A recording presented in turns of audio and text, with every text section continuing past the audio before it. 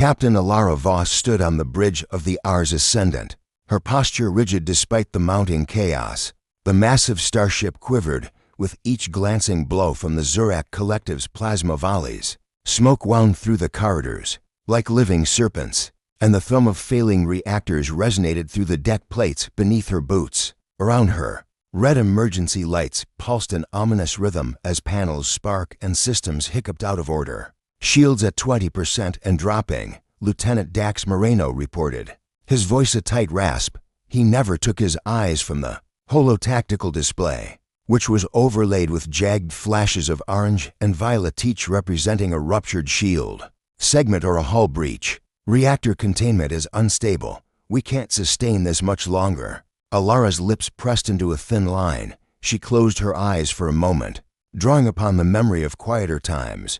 Crystal seas on Earth, laughter echoing on summer nights, the brisk tang of mountain air. She let those recollections steel her resolve. Opening her eyes, she keyed her comms. "All hands, brace for impact. Report status."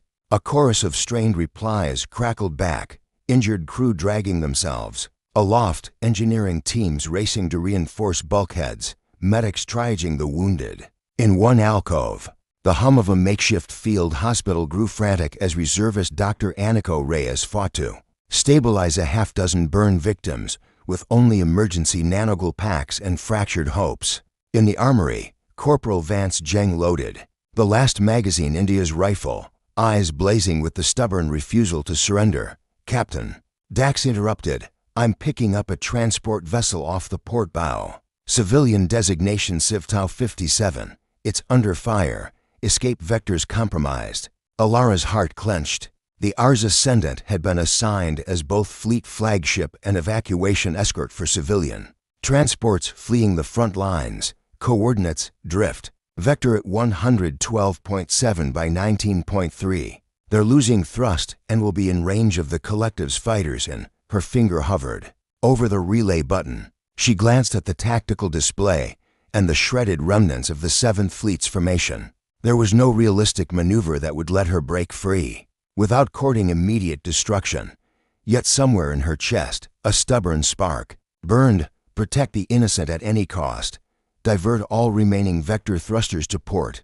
She ordered, "Prepare the aft launch bay. We're retrieving Civtau 57. "Aye, Captain," Dax replied, surprise threading through his voice. In the hangar bay, Sergeant Hale Riggs barked orders over the roar of igniting thrusters. Smoke stung his eyes as he shepherded the last evac pod across the scarred deck. He counted the civilians boarding, families huddled together, colonists clutching datapads and crates of research specimens, engineers in stained coveralls wearing expressions half resigned, half hopeful. A little girl in a lavender dress stared up at him with wide, terrified eyes. "Don't worry," Riggs said softly, though his own gut churned. "We'll keep you safe." He slammed the hatch closed and sealed the pod. "Launch in 3, 2, 1. The pod rocketed out of the hangar, engines flaring, leaving behind a trail of sparks. He raced back to the next pod as the station shuddered again. The bridge's intercom screeched. "Brace for impact." He fell to his knees, bracing himself against a pile of crates. When the shockwave passed, dust and debris rained down upon him. Groaning, he hauled himself upright and sprinted on, body burning with adrenaline. On the bridge, flagship command consoles flickered as emergency systems kicked in. A shard of the Collective's super-accelerated projectile sheared through the starboard hull, sending a gout of atmosphere roaring into the void. Crewmen were thrown against bulkheads. Alarms overrode every other sound. For a moment, it seemed every system might betray them at once. Alara slammed her fist on the rail. "Status: hull integrity 91% and falling," reported Lieutenant Miho Tanaka, overseeing structural diagnostics. "We can't hold that kind of damage for more than minutes." Alara turned to the viewport. Beyond the twisted lattice of mangled metal that once formed the 7th Fleet's formation, she could see the swirling silhouettes of Collective dreadnoughts, their carapaces glittering with cruel, organic machinery. Each one radiated malice and intelligence wholly alien yet eerily deliberate. They pressed their assault like a cosmic locust swarm bent on stripping the universe bare. "High Command," she murmured, activating the long-range comm. A crackling voice answered General Kira Hadir's voice, weary but resolute. Ars. Ascendant, report. We're initiating evacuation for Civtau 57, Alara said. Our shields are failing.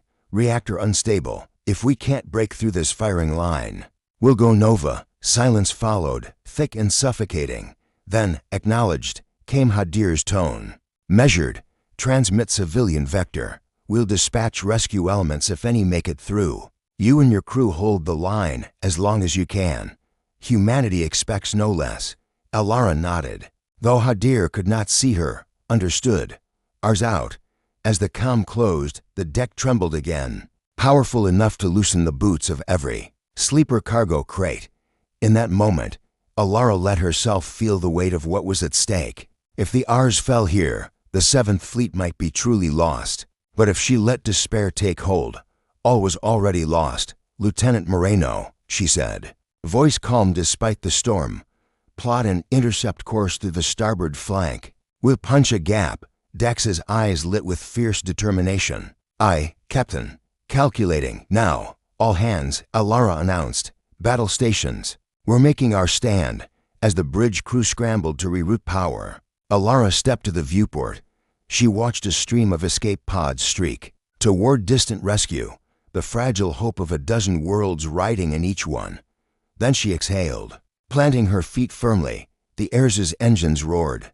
The starship shuddered as thrusters diverted power, and a gap opened in the collective lines. Like a birth canal into the beyond. White-hot plasma flares danced along the hull. The warship pitched and yawed, but held its course. As brilliant beams lanced from the jaws of enemy fighters, Alara felt a singular clarity. Though the battle may be all but lost, the defiance of humanity would not be extinguished here.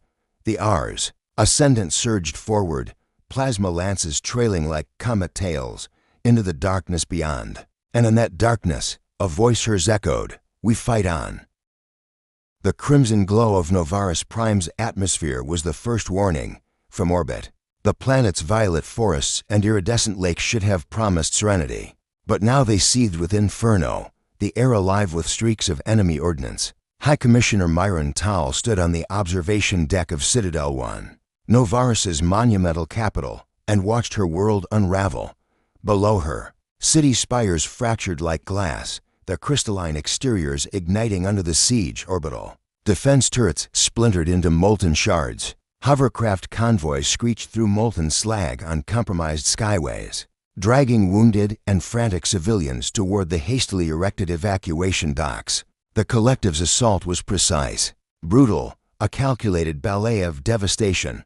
Myron closed her eyes and inhaled a steadying breath. Since childhood, she'd led with purpose, negotiating peace treaties, nurturing alliances across star systems, transforming Novaris into a beacon of science and culture. She had never imagined she would one day orchestrate its final exodus. "Hi, Commissioner," came Lieutenant Aaron Cole's urgent whisper behind her. He wore the blue and silver livery of the Novarian Guard, eyes wide with disbelief. "The southern shield array has fallen. Enemy carriers are breaching the atmosphere. In 20 minutes. Myron opened her eyes, steely resolve shining through. "Then we accelerate Phase Omega. Send every transport we have. No mind left behind." Her voice carried the weight of command, but beneath it, a note of sorrow. "Authorize scorched earth. On the research spires.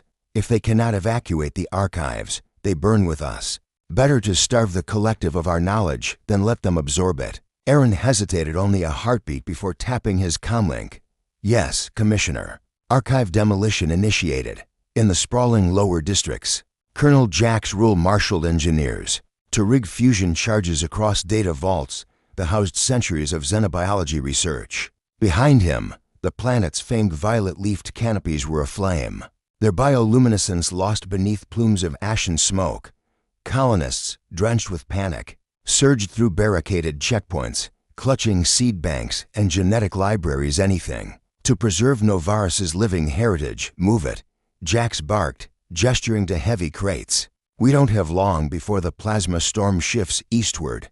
He paused to scan the horizon, where silhouettes of dreadnoughts drifted into view, each trailing squadrons of sniper corvettes. If we're going down, we take them with us. Nearby, Dr. Eleni Sarova is a botanist whose work had uncovered cures for whole classes of alien diseases, slammed a final charge under the vault's reinforced doors. Her trembling fingers entered the detonation sequence, sealing away her life's work. Tears streaked her soot-darkened cheeks as she whispered, "Forgive me." Then with a final keystroke, the vault doors clanged shut. "Archive secure, Colonel," she reported.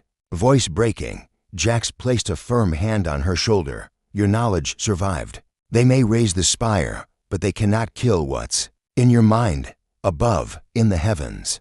Argus Squadron Novaris's elite fighter wing engaged the Collective's Delta-winged interceptors. In a high-stakes dogfight, pilot cadet Lyra Vryn dove through plasma tracers, her craft's hull scorched by near misses. Behind her, wingmates weaved through explosions, dubbing their maneuvers ghost dances as they slipped in and out of enemy targeting locks. On the comm channel, their veteran commander, Captain Rian Solis, barked orders. "Lyra, break left. Around that debris field. Jettison extra ordnance and run interference for the last convoy." Lyra throttled forward, her fighter's engines screaming. She banked past a drifting module, rebounding off its shadow to flank a pair of enemy corvettes. Her plasma cannons blistered their engines, sending them spiraling into the atmosphere. "Corvettes down," she reported, adrenaline igniting her voice. "On your six, Captain." Solis's calm reply crackled through static. "Good work, cadet. Keep up the pressure. We hold the sky until every transport clears." Back at Citadel, Myron Tal watched her people's final exodus from the panoramic viewport. 1,000 light shuttles, pods, transports lifted through shimmering cascades of debris and flames, racing toward the waiting fleet of civilian liners and military escorts. Each vessel carried not just lives, but the hopes of untold worlds. The southern shield grid flickered one last time and imploded in a blossom of blue fire. Torrents of charged particles cascaded down, igniting the violet forests in curtains of bioluminescent flame. The planet's surface writhed like a wounded beast. Myron set her jaw. "This is the end of Novaris Prime," she murmured, "but not the end of Novaris's promise." She turned to Aaron. "Detail a rearguard unit our finest, give them orders to delay the enemy as long as possible, then evacuate." Aaron's eyes widened. "You'll stay." "I must," she said. "I'll lead them. Someone must be last to leave." She paused, voice faltering. "I owe my people that much, Colonel." Jax Rule joined her on the observation deck, visor reflecting the dying world. "Commissioner," he said quietly, "we've assembled the 9th Novarian Honor Guard, 3,000 of the bravest souls. They'll hold the western stronghold until the final transport departs." Myron nodded, gratitude mingling with grief. "Thank you, Jax. They die so the rest of us can live." She stepped forward, staring into the swirling chaos of sky and fire. Beneath the roar of distant plasma cannons, she raised her calm to the honor guard. "This is High Commissioner Tal. Hold the line, not for victory, for survival." A chorus of 10,000 voices answered her in unison.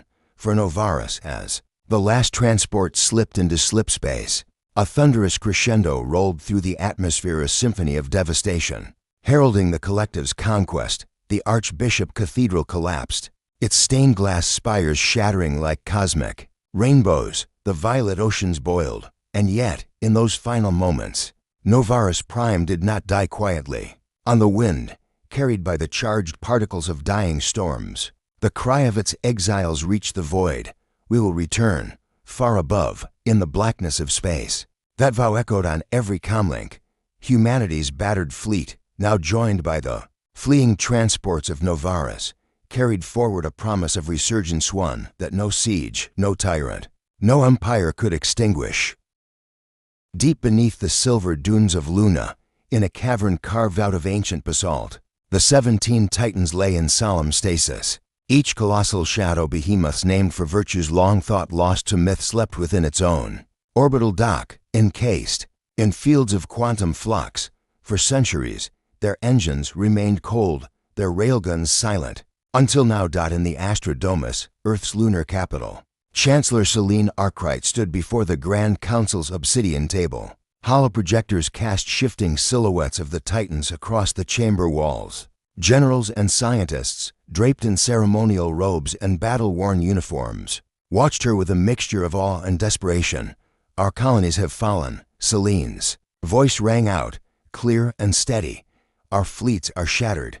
Slipspace routes are under blockade. Yet we possess a force unmatched in the galaxy, our own guardians, bred for war, tempered by time. Today, we awaken them." A chorus of assent rippled through the council. At a nod from the Chancellor, High Architect Mev Korin keyed the activation sequence. Across the lunar docks, streams of cobalt energy arched through the flux fields. Holographic runes, ancient sigils of Terra's lost polymaths glowed along the Titan's hulls.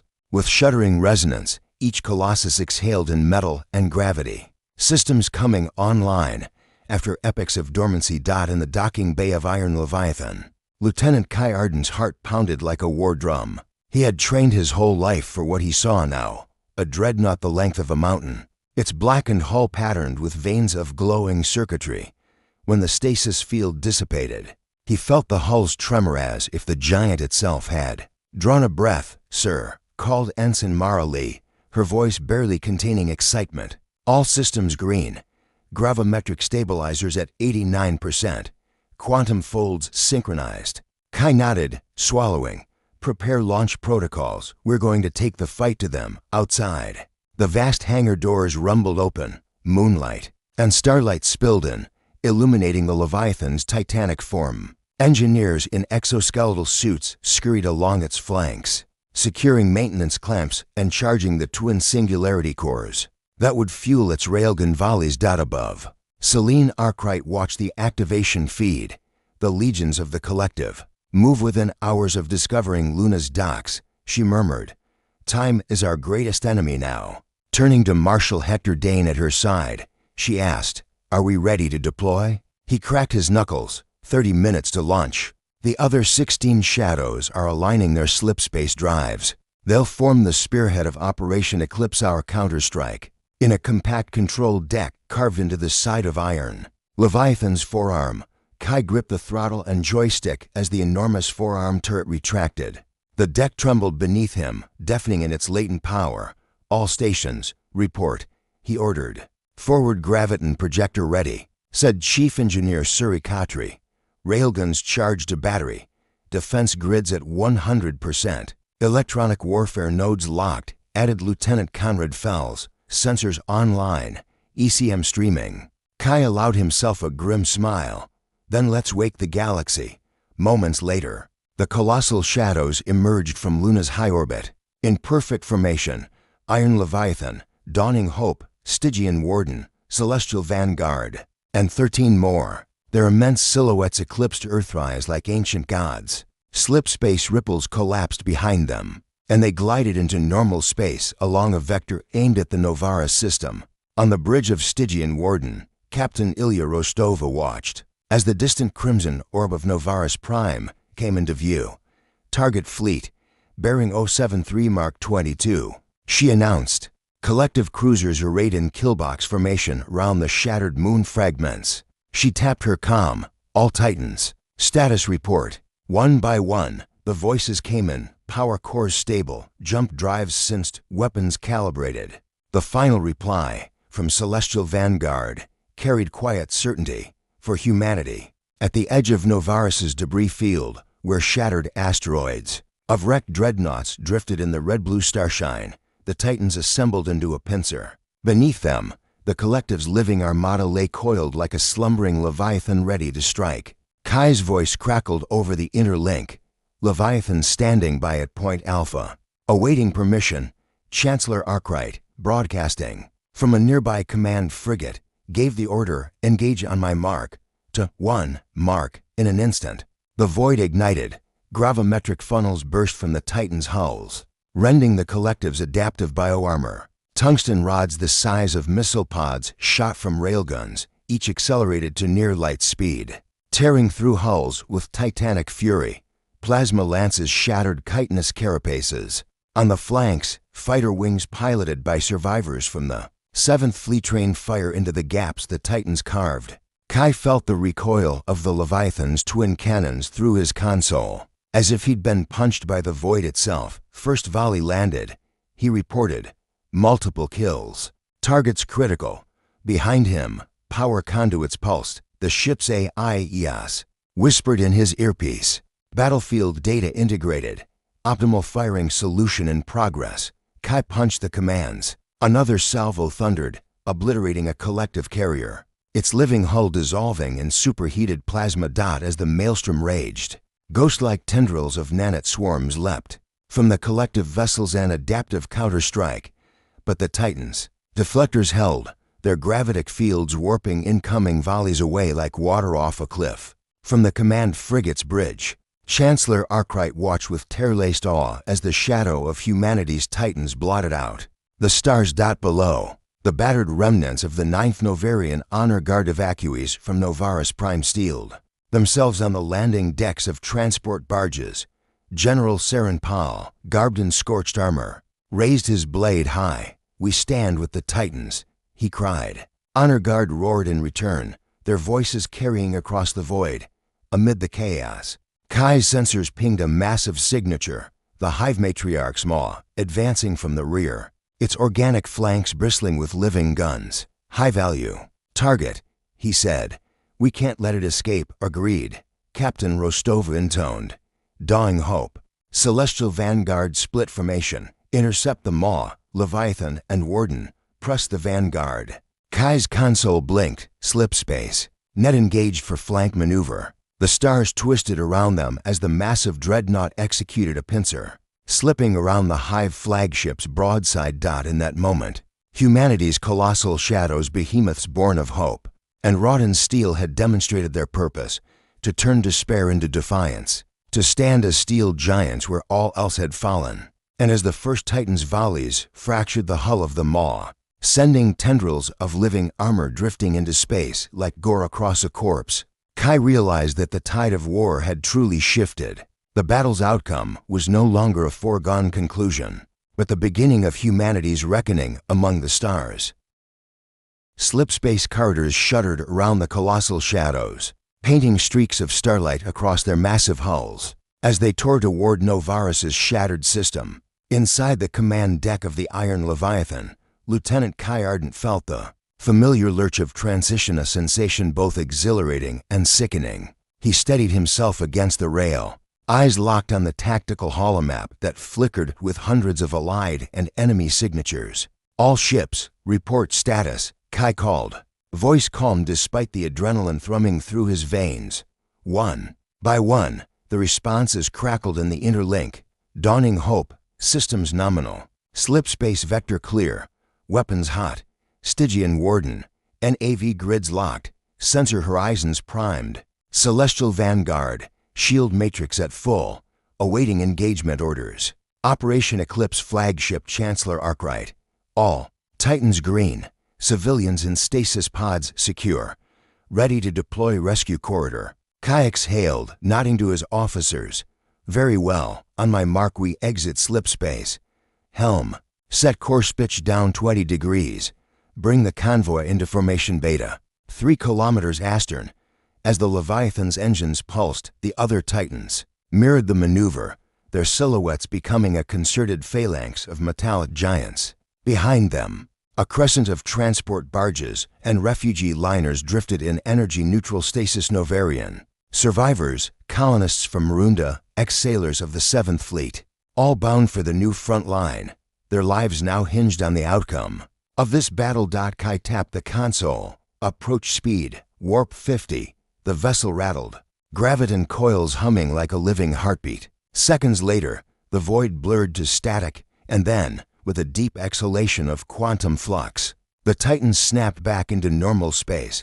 All at once, Novaris Prime loomed above them, its battered rings glinting in the distant sun's light. But more pressing was the tableau 10,000 kilometers ahead, the collective armada, a ragged sphere of living dreadnoughts and biocarriers, had reassembled around the shattered Novaris moon. Between them and the Titans lay the remains of orbital defenses, fallen turrets, and drifting debris, no more than grave markers on a cosmic battlefield. Kai's comm cleared. Chancellor Arkwright's voice, firm and resonant. Titans, this is our moment. The collective believes they have us beaten.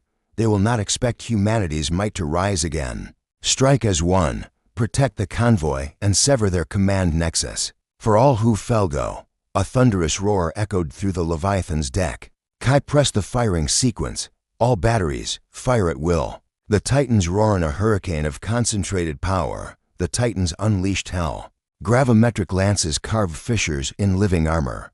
Railguns spooled endless tungsten rods and launched them at relativistic speeds. Each impact blazed like a newborn star, blistering through hull and chitin with unstoppable force. Plasma coils on the Titans hissed and endured temperatures no organic alloy could withstand. On the Leviathan's main viewport, Kai watched as the first tier of collective ships disintegrated in superheated blossoms. Beside him, yes, the ship's AI murmured tactical updates. Enemy cruiser class Alpha 12. 2/3 integrity lost. Target corvettes for maximum kill ratio. Lock secondary ordnance. Kai ordered, prepare the torpedo net. Outside, a squadron of scavenged frigates piloted by volunteers from the 7th Fleet slipped past the Titan's prow, weaving through debris to harry the collective's flank. Their plasma trails cut violent arcs through the battlefield, drawing enemy fire away from the transports. Suddenly, the Titan formation shuddered under a volley of bioplasma bombs, organic warheads, that exploded on the hull, their enzymes eating at Titan-grade ceramics. Shields flickered. Stygian Warden groaned, her portside gravitic emitter sputtering. Damage report. Kai barked, minor armor breaches. Reported Ensign Mara Lee. Shields holding at 80%. Repair drones en route. Hold steady, Kai said. Counterstrike at their flanks, dawning hope. Stygian Warden, synchronize your next salvo on Grid Omega.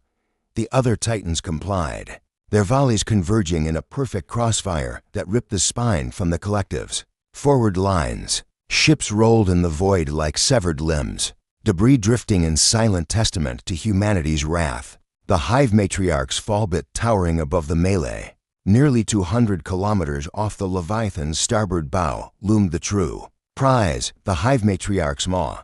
At 50 kilometers long, it was a living dreadnought, its surface a writhing tapestry of biometallic carapace, bristling with living guns. Its rival had turned the tide in every sector destroyed by the collective. If it survived this battle, humanity's hopes would be dashed.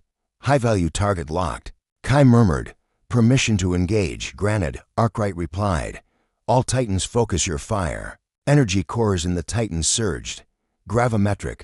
Projectors formed immense funnels around the maw, concentrating gravitational stress into singularities that bent its living armor inward. At the same time, railguns punched through the funnel's wake, launching a swarm of tungsten slugs. On board the maw, the collective's commanders hive-minded and ruthless attempted evasive maneuvers. But the Titans' combined fire pinned it in place. In a crescendo of metal and darkness, the maw convulsed, its armaments faltered. Organic plating ruptured, and finally, with a scream lost to the void, it shattered in titanic fragments. A shockwave rippled across the battlefield, toppling enemy fighters like so many fallen leaves. The last stand of the Excelsis, the maw fell. A beacon pulsed from the convoy's lead transport, Novaris's final arc, carrying civilians in stasis, ready to sprint into slip space. Chancellor Arkwright's voice crackled. Execute evacuation protocols now. Transport engines flared. Bridges of light arched from the barges to the nearest support frigates. In moments, the convoy was away sailing toward safety through the stars to a route opened by the Titan's unyielding defense. But not all vessels could escape. On the horizon, a group of battered corvettes transporting wounded and engineers struggled against crippling hull breaches. Admiral Saren Pal, aboard the captured dreadnought Oblivion's Reach, cut across the battlefield to intercept. Leviathan, his voice roared. I have wounded pods in my docks. Cover my exit. Kai keyed the comm.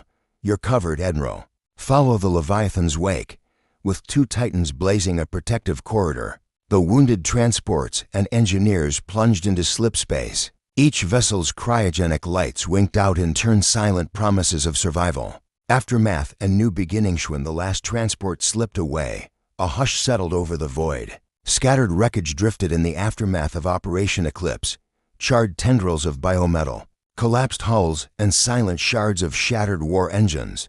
Only the Titans remained, their titanic frames battered, but unbowed, on the command deck of Iron Leviathan. Kai slumped against the rail. Silence reigned, broken only by the soft hum of gravitic stabilizers. All around him, crewmen cheered, some with tears of relief, others with haunted expressions, as if they still walked amid the battlefield's inferno. Lieutenant Eos intoned softly, "Fleet status, 72% operational. Civilians safe. Major enemy formations neutralized."